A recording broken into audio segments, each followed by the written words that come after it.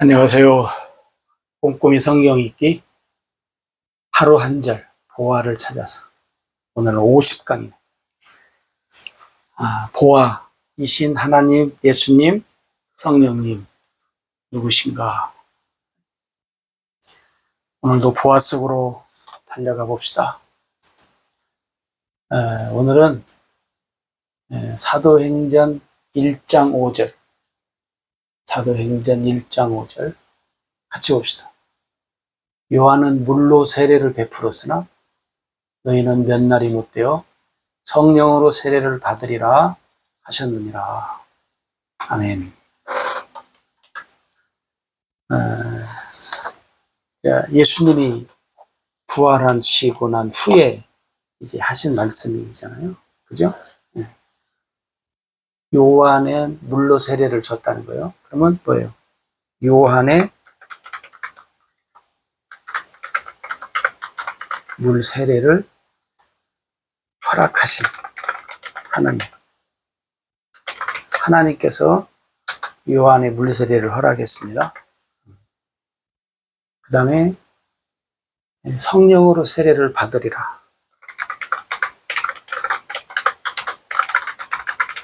성령으로 세례를 받으리라고 하시는 예수님.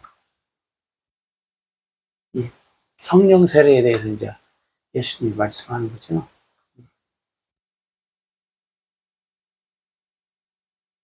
그 다음에 또 하나 더 붙인다면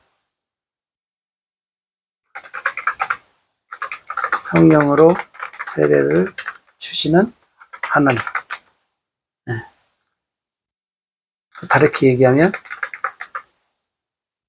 성령의 선물, 생명의 선물을 주시는 하나님. 이렇게 이제 하셔도 되고.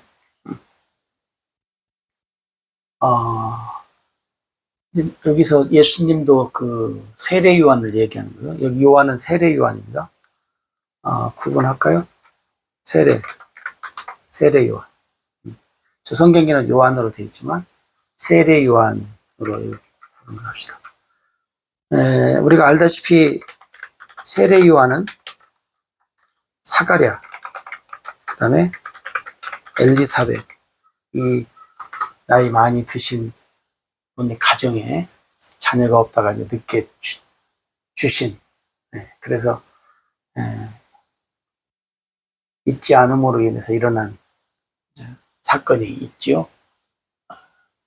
근데 오늘 예수님이 제자들과 사람들에게 요한의 물 세례를 얘기하면서 성령 세례를 얘기하는 겁니다.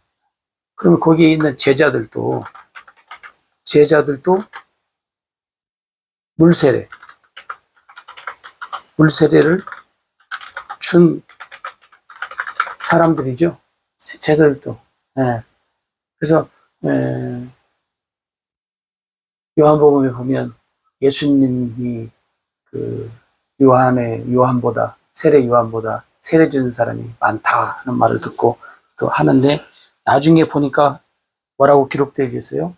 예수님이 준 것이 아니라 제자들이 세례를 준 것이라 그렇게 기록이 되어져 있어요. 그러면 제자들도 물 세례를 주어서 이제 알아요. 그러니까 요한이 물 세례를 하나님 허락을 하신 것을 여기서 이제 기록이 됐어요. 레자가 틀렸네. 근데 여러분 우리가 알다시피 요한이 물 세례를 줄 때 요한의 세례라고 하잖아요. 요한의 세례를 줄 때 유대인들은 인정을 안 했어요.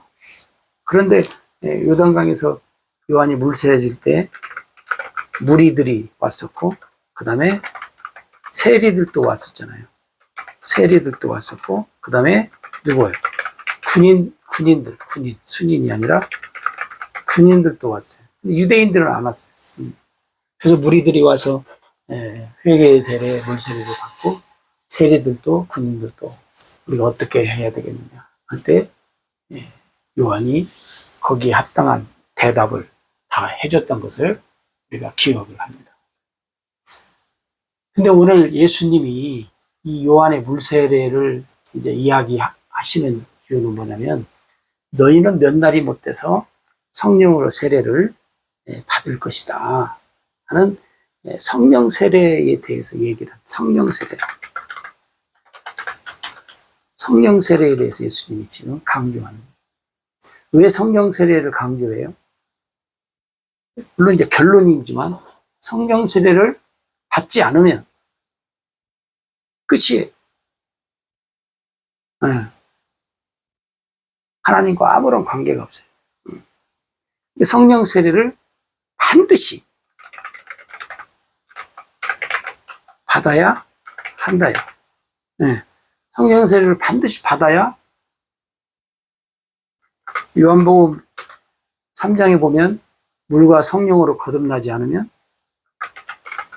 천국에 들어갈 수 없다. 성령 세례 안 받으면 천국도 못 가. 이게 반드시 받아야 돼요. 그죠? 성령 세례를 반드시 받아야 된다. 그래서 예수님이 이제 이 말씀을 이제 강조하시는 거잖아요. 그죠? 그래서 예수님이 뭐라고 하냐면, 이 성령 세례를 받기 위해서 너희는 예루살렘을 떠나지 말라. 아버지의 약속을 기다려라. 예수님이 제자들한테 신신당부를 하는 거예요. 그죠? 왜냐면 성령 세례 받지 않으면 나중에 뭐예요? 너희들은 증인도 될 수 없다. 증인의 일도 할 수 없고 천국도 못 가고, 뭐 쉽게 말하면 생명이 없다는 거죠. 생명이 없다. 성령 세례 받아야만이 너희들이 하나님의 자녀로, 성령 세례 받아야, 그죠? 성령 세례 받아야 뭐요? 하나님의 자녀로, 하나님의 백성의 일, 그 다음에 복음의 일, 하나님의 일, 영적인 하나님의 나라의, 하나님 나라의 일, 이런 것을 할 수 있다는 거예요. 성령 세례를 받지 않으면 그것이 불가능하다는 거죠. 그러니까 반드시 받아야 된다. 전에도 말씀드렸지만 이 사도행전 1장에서 마가의 오순절날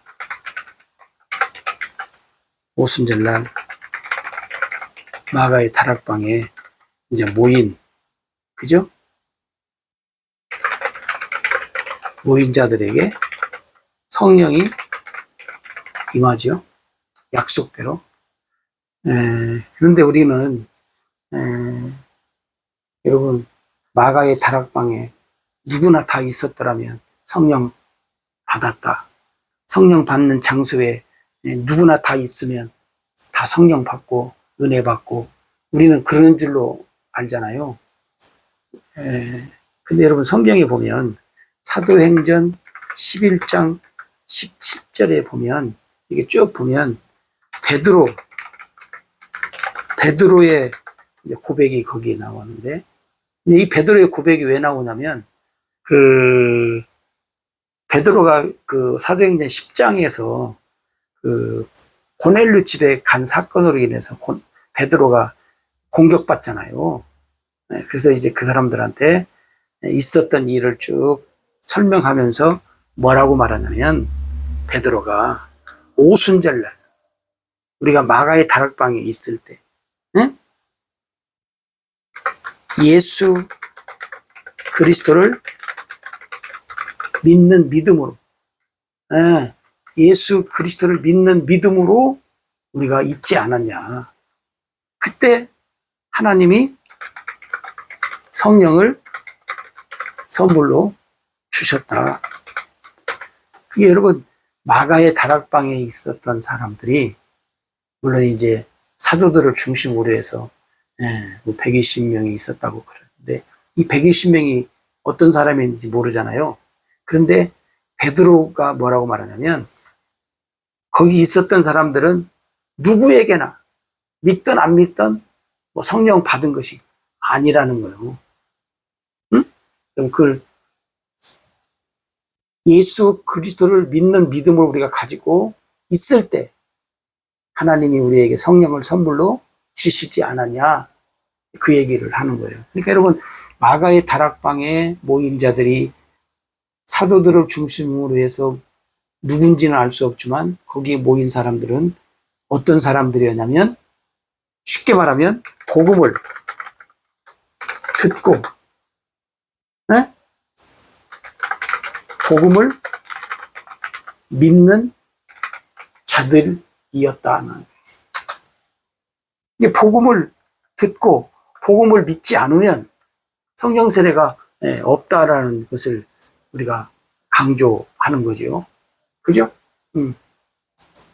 그래서 여러분, 우리가 사도행전 우리가 지금 방금 10장에 고넬료 그 가정에 성령이 임하잖아요. 왜 성령이 임해요? 베드로가 복음을 전파해요. 거기 있는 사람들이 복음을 듣고 복음을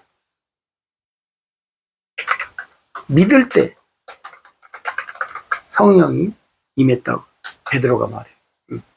그래서 이제 그 11장에서 베드로가 그 공격받은 그 사람들을 하면서 나는 하나님이 시켜서 복음을 전했을 뿐이고 복음을 전했는데 그들이 믿을 때 성령이 임했다. 어떻게 성령이 임했냐면 우리가 오순절날 마가의 다락방에서 성령 받은 것 당신들이 다 기억하지 않냐. 고넬료 가정에 똑같이 임했다. 우리가 받을 때 임했던 것처럼 동일하게 성령이 임했다. 그렇게 그 베드로가 증거를 해요. 그러니까 거기 베드로를 공격했던 사람들이 주춤하죠. 응? 여러분, 공격도 그냥 막 함부로 하면 안 돼요.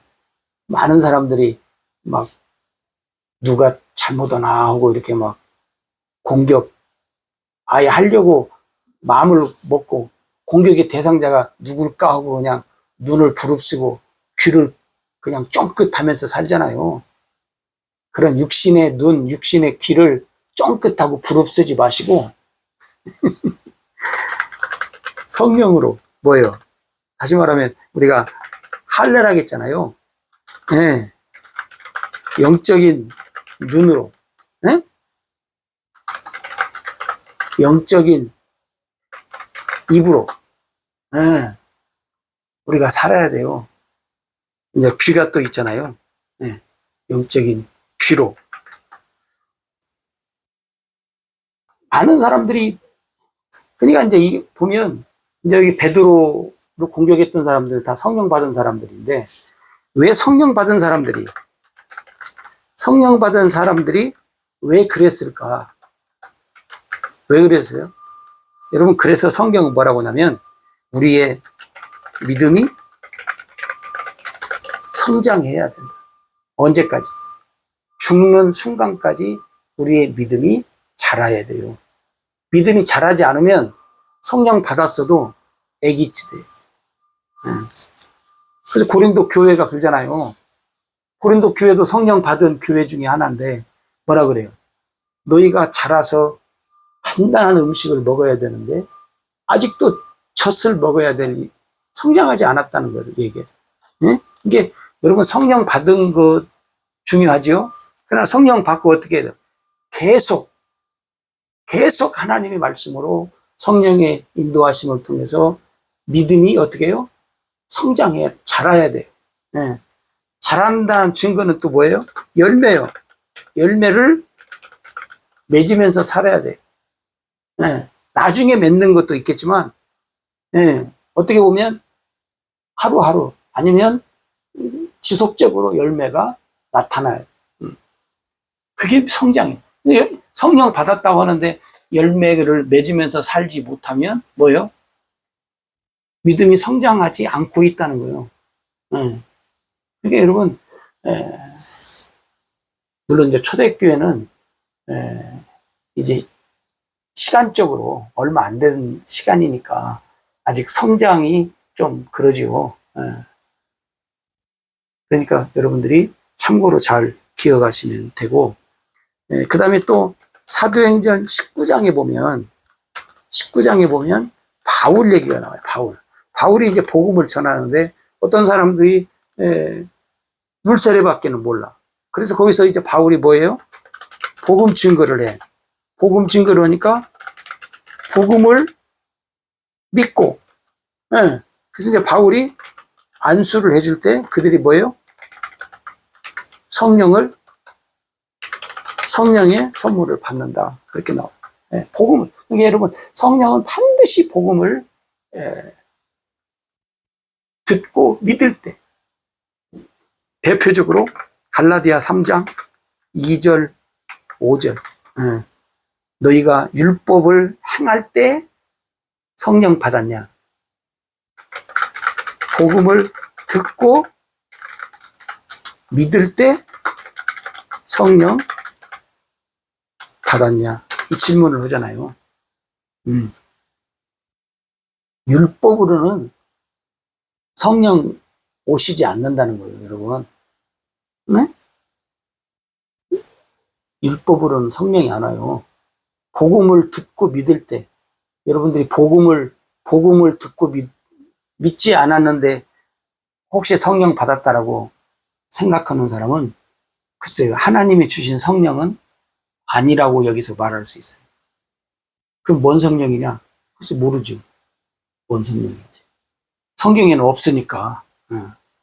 그러니까 여러분, 복음을 듣고 믿을 때 성령이 임한다 하는 거예요. 그러면 여러분, 이제 우리가 뭘 얘기해야 돼요? 그럼 복음이 뭐냐? 복음. 그러면 복음이란 뭐냐?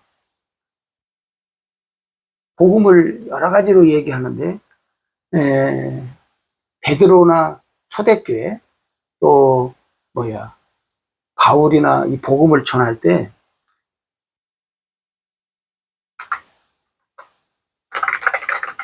그리스도는 예수이다. 이게 복음이었어요. 여러분 성경 보시면, 사도행전에도 그렇고 그 요한복음에도 그렇고 많이 나와요. 우리가 메시아를 만났다. 메시아 그리스도 누구냐? 나사렛 예수더라. 야, 나사렛에서 무슨 선한 것이 나냐? 와봐라. 와서 확인해라. 그래. 확인 가능. 그래서 나사렛이 가서 확인하잖아요. 그리고 고백하잖아요. 여러분, 성경에서 선지자들로 인해서 복음이 증거될 때, 여러분 복음은 뭐냐면 하나님이 이렇게 하나님이 약속하신 자, 그럼 하나님이 약속하신 자가 누구냐면 창세기 3장 15절에 여인의 후손으로 약속을 했어요. 여인의 후손으로 내가 보낼 자다. 그러면 여인의 후손으로 오신 분이 누구냐면 예수님이에요.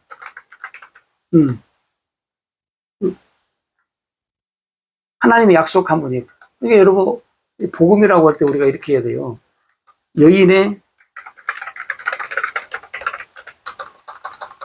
후손으로 오신 메시아를 그리스도라 그러죠. 이 그리스도는 누구예요? 예수. 이 예수님은 또 누구예요?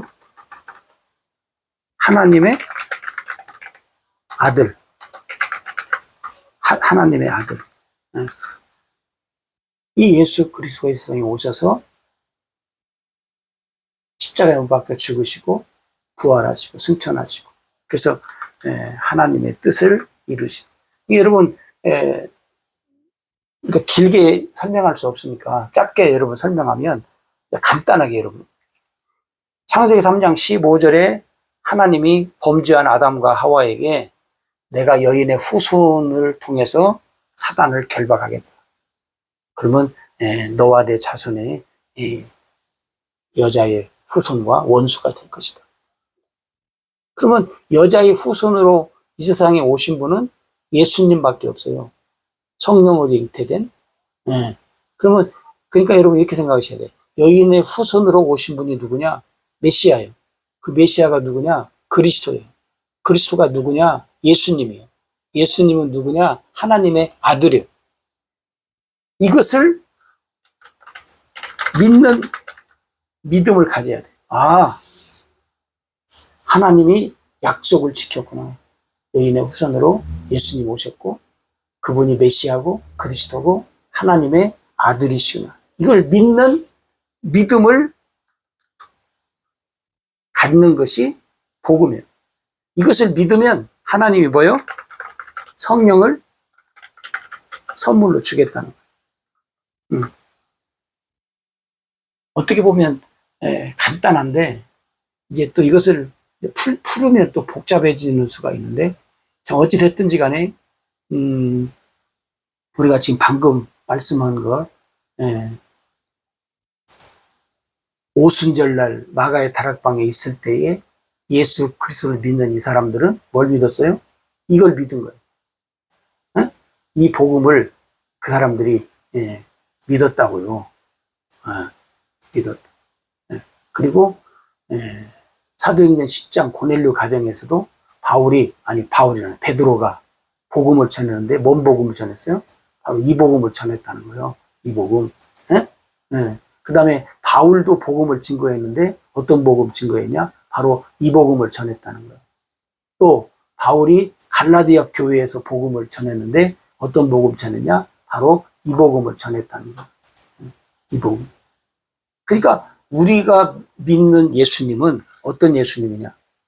여인의 후손으로 하나님이 약속했어요.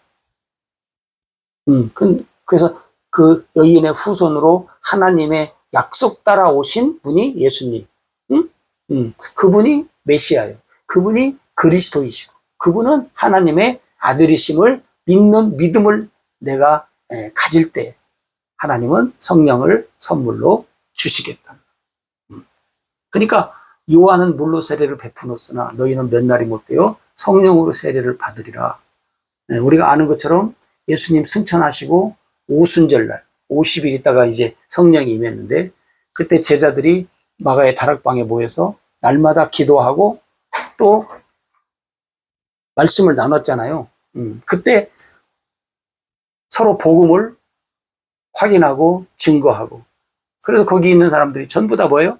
복음을 믿는 믿음의 사람들이 됐을 때 오순절날 한 사람도 거의 성경에 보면 한 사람도 빠지지 않고 각각 성령이 임했다. 도매금으로 임한 것이 아니라 소배로 한 사람 한 사람에게 임했다는 거예요. 근데 왜 한 사람 한 사람에게 임해요? 한 사람 한 사람들이 복음을 믿을 때 내가 믿는다고 해서 내 주변에 있는 사람들이 덩달아 다 성령 받고 은혜 받는 것이 아니에요. 여러분 혼돈하지 않으셔야 돼요. 착각하지 않으셔야 되고. 그래서 우리 모두가 개인적으로. 그래서 구원은 뭐요? 구원은 개인 구원이잖아요. 그죠? 개인 구원이지 단체 구원이 아니에요. 그래서 여러분들이 예수님이 왜 성령 세례를 받으라고 제자들에게 강조했는가, 꼭 받아야 한다고 이제 말씀을 하시고 계신가를 여러분이 다시 한번 확인하고, 결론은 뭐냐? 물론 성령을 선물로 받는 것지만 결론은 개인적으로 보면 구원받는 거예요. 또 하나님 쪽에서 볼 때 우리에게 믿음을 통해서 성령 줘서 성령으로 뭐예요? 하나님의 일꾼, 하나님의 일꾼 통해서 우리에게 하나님의 일을 하도록 하시겠다. 성령 받지 않으면 하나님의 참된 일꾼이 아닌 거죠. 하나님의 이 일을 열심히 해도 하나님의 일꾼이 아닌 거죠.